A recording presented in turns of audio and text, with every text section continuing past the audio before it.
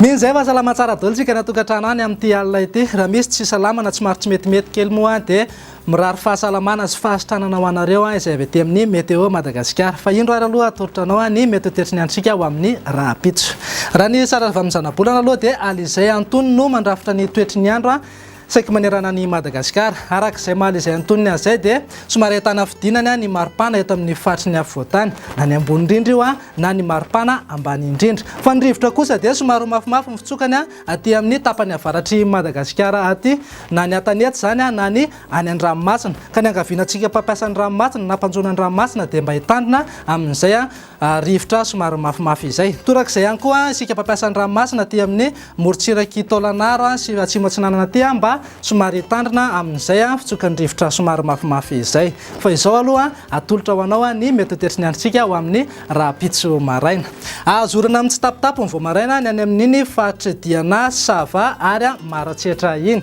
Ny any amin'iny morontsiraka atsinanan'ny Madagasikara iray manontolo iny moa dia saika ahazo orana malefaka avokoa. Fa ny eto amin'ny faritry ny afovoantany iray dia andrahoana ny andro na arahana herika zany indraindray, indrindrandrindra ny amin'iny ilany atsinanan'ny afovoantany iny.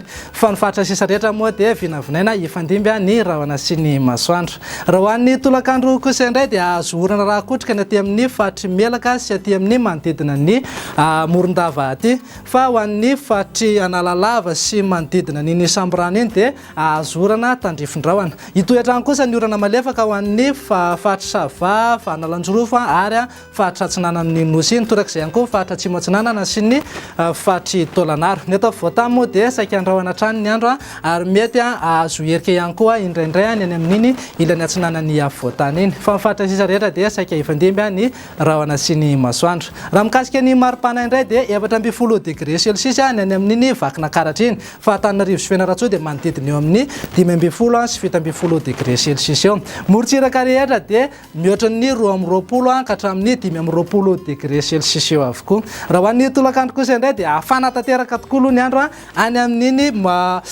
faritra atsimo andrefan'ny Nosy iny. Fa ny any amin'ny morontsiraky Madagasikara dia manodidina eo amin'ny 20 ka hatramin'ny 30 degré Celsius eo. Ny eto afovoantany dia eo amin'ny 40 na 50 degré Celsius eo.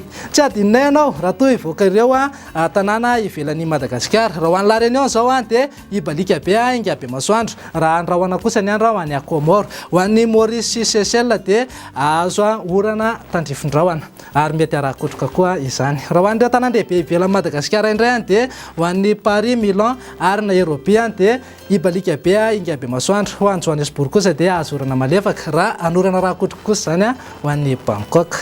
Izay indray aloha no azonay natolotra tamin'ity anio ity, fa dia isaoranay ianao nanaraka ny hatramin'ny farany. Raha pitsy dia ny namako Irina indray no hiaraka amintsika eto, fa mametraka amin'ny veloma mandrapitafa manaraka indray tompoko lahy sy tompoko vavy. Veloma tompoko.